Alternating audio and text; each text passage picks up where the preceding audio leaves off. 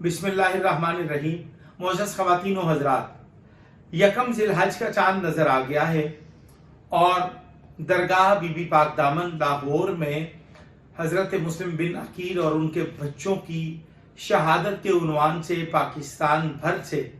شیعہ اور سنی be be پاک دامن سے اظہار عقیدت رکھتے ہوئے وہ لوگ لاکھوں کی تعداد میں بی بی پاک دامن لاہور تشریف لائیں گے اور یہ سلسلہ 10 دنوں تک جاری رہے گا۔ شیعہ قوم نے،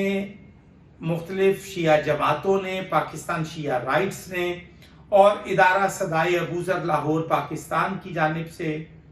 حکومت پنجاب سے وزیر اعلیٰ پنجاب جناب محسن نقوی صاحب سے اور صوبائی سیکٹری اوقاف سے ہمارا یہ مطالبہ ہے کہ درگاہ بی بی پاک دامن کو مومنین کی زیارت کے لیے فی الفور کھول دیا جائے تاکہ جھنگ، بھکر، سندھ کے PK سے، پاکستان کے مختلف شہروں سے درگاہ بی بی پاک دامن کے لیے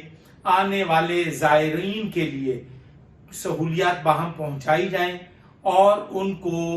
درگاہ بی بی پاک دامن کا دروازہ کھلا ملے تاکہ مومنین زیارت کریں اور ملک کی سلامتی اور استحکام اور خوشحالی کے لیے دعائیں کریں، پاک فوج